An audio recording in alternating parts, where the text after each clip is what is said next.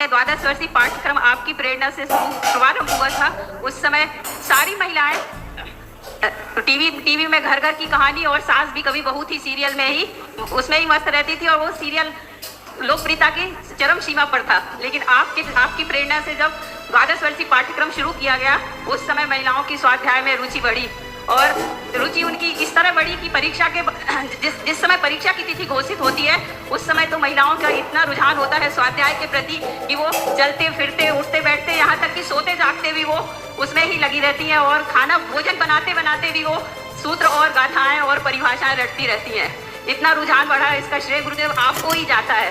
और सिर्फ महिलाओं में ही नहीं, गुरुदेव आरिकाओं ने भी इसका लाभ लिया है। आज से 2 वर्ष पूर्व जब हम लोग पंचम वर्ष में आलाप पद्धति जी ग्रंथ का स्वाध्याय कर रहे थे और हम लोगों के हाथों में आलाप पद्धति जी ग्रंथ देख करके आरिकाओं ने उस समय सागर में उदासीन आश्रम में आरिका माँ दृढ़मती माता जी का वर्षा योग चल रहा था।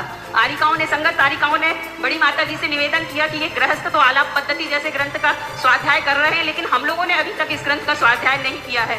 और बड़ी माता जी ने फिर उनको उस ग्रंथ का स्वाध्याय कराया। गुरुदेव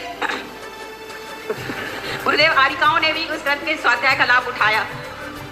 मेरा प्रश्न है गुरुदेव, मेरी जिज्ञासा है कि 16 कारण भावनाओं में 4 भक्ति को लिया गया है, अरिहंत भक्ति, आचार्य भक्ति, बहुश्रुत भक्ति और प्रवचन भक्ति। इसमें सिद्ध भक्ति को क्यों नहीं लिया गया?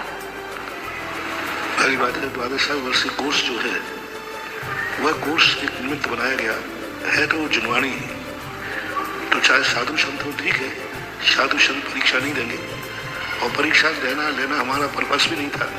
हमारा तो एक ही उद्देश्य था कि जैन समाज को हर व्यक्ति बुद्धू बना रहा है। जो व्यक्ति आता है अपनी परंपरा थोप के जाता है और अपनी परंपरा थोप करके ग्रस्त क्यों कर्तव्य विमूढ़ हो रहा है। मैं क्या करूं, फलाने महाराज आए तो ही बता दिया, फलाने पंडित आए तो ही बता दिया।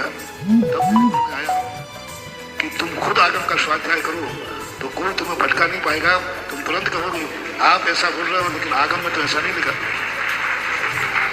क्योंकि आप उपभोक्ता है, ग्राहक है। दुकानदार के माल लेना है तो तुम्हें भी ज्ञान होना चाहिए कि चोखे माल की पहचान क्या है।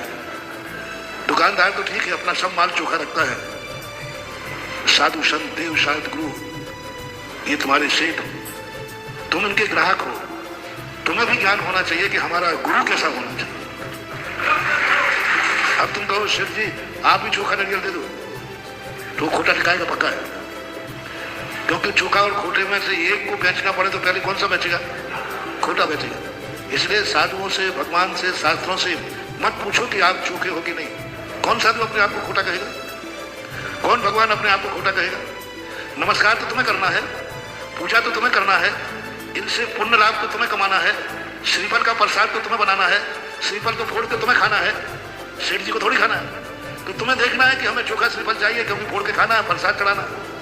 इसी प्रकार देव शास्त्र गुरु से पुण्य तो तुम्हें कमाना है, पापों को तुम्हें काटना है, नमोस्तु तुम्हें करना है।